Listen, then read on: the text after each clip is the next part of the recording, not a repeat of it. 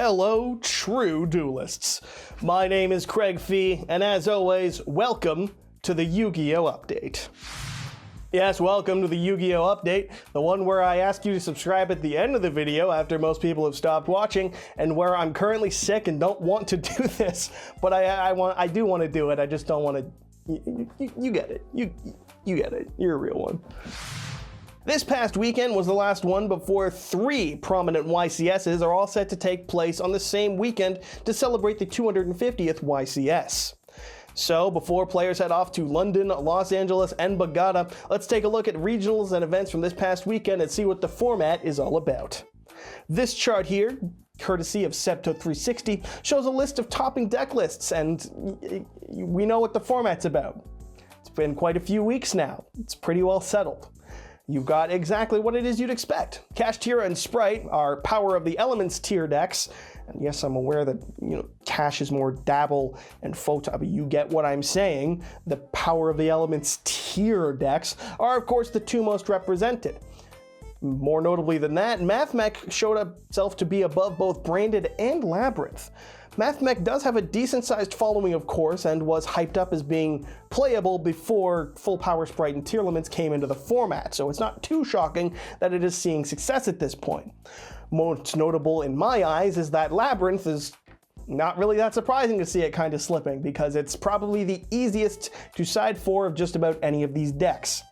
Wow, a deck that can lose on the spot to the likes of Feather Duster and Lightning Storm and Evenly Matched and Twin Twisters and Denko Rekka has been easier to side against than a combo strategy to beat in games 2 and 3? Color me surprised. I am astounded, ladies and gentlemen. And before any of the Labyrinth simps come at me, I'm not saying that there are no ways for the deck to play around these sorts of sided-in hates. It's not that they're unexpected, it's just that even if only 6 or 7 times out of 10 of them resolving is its game, 8 to 10 rounds in a higher tiered event means that more and more chances are there for you to be blown out. The deck isn't bad, it's just back row in general is so much easier to play hate for, and I'm saying that as a former Paleo player, okay? Ripped Ronin, but I've been used and abused by all of these cards, and one day kill, my god, do they kill. And as for Math beating out Branded, I mean, sure, not too surprising. Branded is a strong deck, but on God, if you hit the Branded Fusion with an Ash Blossom, I swear to God, it's like the results of a Pikachu being hit by a Body Slam from a Wailord. Okay, GG, you are dead. And people know this, and then Ash is very much back in play in decks, so there were a few other decks that popped up again. Drytron got 2 tops, hell, Dark World got 3, but I think it's time for the spice. Yes, as a man whose whiteness is only contested by the likes of one Joseph Rothschild, surely I alone am qualified to tell you about spice and spiciness. The tentatively named Spice Watch for this week goes out to the top 8 spot by one Zane Slater by playing Fur Hire. Yeah, fucking Fur Hire in 2023. How did they do it? It's quite simple, really. You just take the entire Runic engine and some Ash Blossoms and throw that into whatever engine it is you'd like to play. Because that's kind of what it is. When the remaining 20 or so slots, you can put whatever the fuck you want in, because the Runic engine's just that solid. Okay, in all honesty, it uses the newest Fur Hire cards from Darkwing Blast, namely Rex, the new Stratos of sorts, and Donner, the in-theme Scrap Dragon / Grave Revival by Tributing, because tributing itself to revive things from the grave does not have a clear and ubiquitous common counterpart like Scrap Dragon does for Pop 1, Pop another. Damn shame. But that was some added alliterative appeal or something. I don't know. What is the script? It's a neat spin. Fur Hire at its peak has a monster negate, it has a spell and trap negate, and the potential draw 3 from the Link 3, which combos incredibly well with the number of runic spells that destroy cards from the opponent, namely Flashing Fire and, can you believe it, Destruction. I know. Talk about some subtle symmetry. If you want the full profile and review, you can check out their video on their channel, Kazaris? Links in the description. Apologies for my mispronunciations. I'm a bit of an idiot. Still, it's a very neat deck, and my god, Fur Hire topped. Yeah, we're in a format where even Fur Hire can top. plan for that in your fucking side decks, why don't you? We'll see what the synergy and the strategies that are most popular and effective at the coming YCSs this weekend, and I'll go over that on next week's update. In some big news for the OCG, they've had their April 1st ban list revealed on the 26th as was promised. Lucky them. And boy, was this a list. They banned Sprite Elf as well, meaning that it's just Master Duel where the card can be played, but I'm guessing that there's a clock on that too. Oh, and you know, they've just gone full Dragon Rulers as it goes on like the entirety of Power of the Elements and Darkwing Blast and the OCG equivalent to Magnificent Mavens. Because every tier name is now limited, all the Ishizu cards are now limited, and so is every playable Bestial that's not named Saronir, and even then that's only playable in like branded Bestials. Truly, they looked at all of those sets and just went, oops, our bad. At least that seems to be the gist everyone's picking up on. But to make up for it, they've also limited Glow Up Bulb, Skill Drain, and Blaster, Dragon Ruler of Infernos. This follows Master Duel's previous ban list and is the right place for Skill Drain to be, so I'm not complaining. There's also the standard OCG semi-limits that exist, including a limit to Runic Fountain. Gazelle is now at 2 for all the Salad players, and Kagari moves up to 3 for the OCG, which means that the deck is at damn near full power in the OCG, whereas it is more severely hit still in the TCG. Which means that TCG Striker players have been very upset and are complaining that they cannot play the canonically 13-year-old Ray to the maximum potential over here. To which I say good. I didn't care for watching or playing Sky Striker matchups personally, and I am a hater. So, you hate, I hate. Sukasa e Mikasa?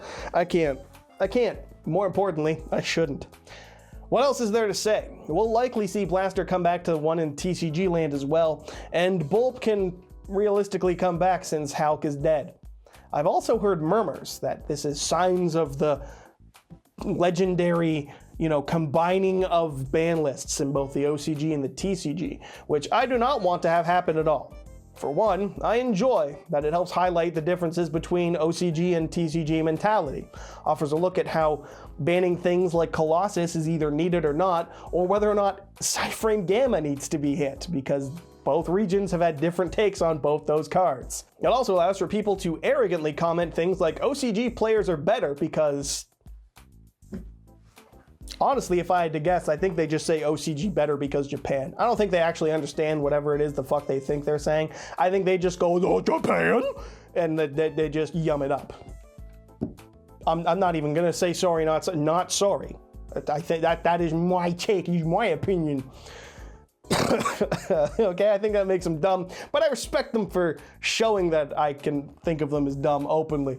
Oh, and because Master Duel and the OCG both have Max C at 3, and if we got a combined list, I guarantee you those two formats aren't adapting to ours, we're adapting to those. And fuck that.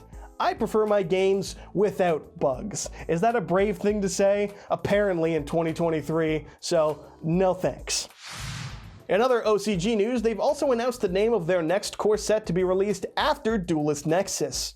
Age of Overlord will be released in the OCG on July 22nd, 2023.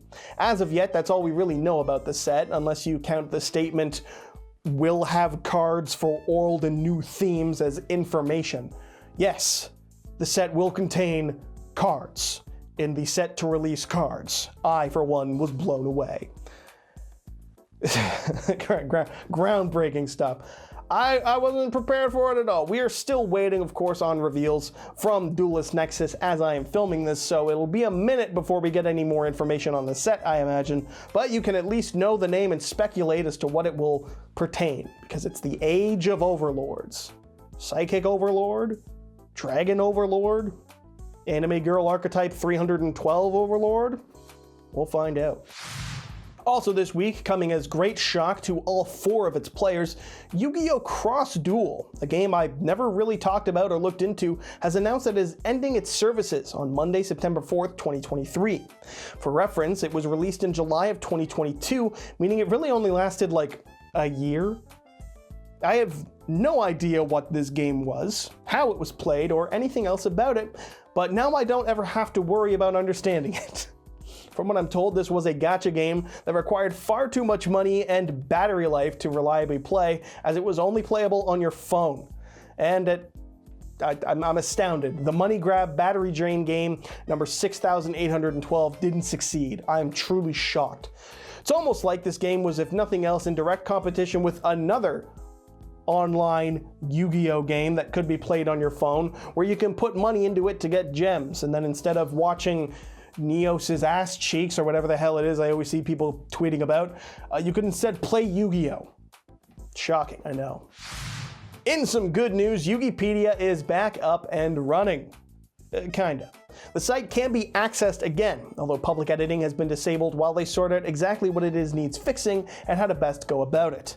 They've also warned that loading may take a little bit, error pages may sporadically pop up, but praise Xenu, we are closer to having that site back in full. Fuck the Wikia. And every day until I die, I don't care that I'm repeating it, fuck WebP file format and images. Fuck that shit. And fuck Google for standardizing them. I don't care. Could make a whole fucking video about how much I hate that alone. But thanks to everyone who is using the cache reading tool to help them out, and God willing, we get that back up to full strength soon, because I really missed Yugipedia, man. In community news, Joshua Schmidt went to a regionals this past weekend in fucking Germany, I'm assuming, because the dude's German. so I think I read somewhere that like Cologne, Germany, but that's got to be right. Is there a place in Germany called Cologne? I don't know. It's not important to the story, so I didn't really look into it. So I'll pronounce it as brutally wrong as I can. Cologne regional. Either way, he attended it playing Labyrinth, and he wound up going 3-3 at the event and dropping while playing Labyrinth. Now the question becomes, was this all a clever ruse? Did Josh deliberately play poorly with Labyrinth at the event so that people would see he did poorly and choose not to play it, or hell, even side for it fully, seeing as, well, if Josh couldn't win with it, how could a lesser player? But that's just what he wants you to think, because he actually deliberately lost on purpose to get people to stop siding as hard for Labyrinth or any other such thing, so that people would be less prepared for it when he brings it to the 250th YCS in London. It makes the most sense. What's the other alternative explanation? That he had a rough day? That he had some bad hands and the opponent opened some blowout cards because it's a back row reliant deck, and I've already mentioned like 8 means to side against them in this video personally already. Off the top, I didn't even have to think about them because siding for back row is the easiest thing to side for in this game. No, that doesn't explain shit, okay? He's a good player. That means he cannot lose in any circumstance ever. He only wins. Otherwise, he's bad and stupid and dumb, because that's what people who lose are. They're bad and stupid and dumb. And good people only win in every duel and every match ever Forevereal, because that's how it works. And it's all just a 5D fucking chess scheme to manipulate spots in Top Cut. That's the only reason they'd ever lose, is to get to like top 32 and then be ranked 26, so they only have to play the player in 6th or whatever the fuck it works at. Do you think sarcasm exists? I fucking hope you do, because if you don't, then that whole bit's just, it doesn't work. So let's move on to the last one. And last up this week, it isn't community news per se, but it is news I will tell the community. So it does have that going for it. As of March 24th this year, Link Summoning is now 6 years old. That's right, folks. Time is passing. Do you feel old yet? You should. You're older now as I move through and conclude this sentence than you were when I started speaking it. Sure, it's only by a few seconds, but those few seconds you will never get back. And in due time, those few seconds will have been 6 years ago. Time is the enemy, folks. Time is the enemy. Never forget that. So, happy birthday to Link Summoning, and shoutouts to Master Rule 4 for getting half of my friend group to quit the fucking game. Great job, Konami. Fucking mad smart and stuff. It was really cool when you made all other summoning mechanics obsolete. I was so happy. Love game. Thanks this week go out to our sponsor, the LIFD Magnetic Display. The best way to support the channel at current and a great way to display and show off your favorite cards. Yeah, you can show off all sorts of cards. Like the third copy of Super Nimble Mega Hamster you bought thinking you needed a play set when you only needed 2. Go ahead, frame that extra copy you didn't need. Immortalize the time you overspent needlessly on account of your own stupidity to not fully look at the deck list. And that way you'll remember it for the next time you purchase cards and you won't ever buy excess cards you don't need again. Copium. And you can go ahead and use promo code YGOHstrats to save 15% at the checkout, or have the discount apply automatically by clicking the link in the description of this video. Thanks to LIFD for the support as always, and thank you for watching. And so that'll wrap it up for this week's update. As always, I'm your host, Craig Fee, and make sure you subscribe to YGO Strats for next week's update to impress your smoking Italian wife, and so you too can be a true duelist. The series I filmed were the third most expensive part. Oh, the third most expensive part was the shirt. Oh, I get the joke I'm going for. Too bad it sucks. Fuck that. Revision time.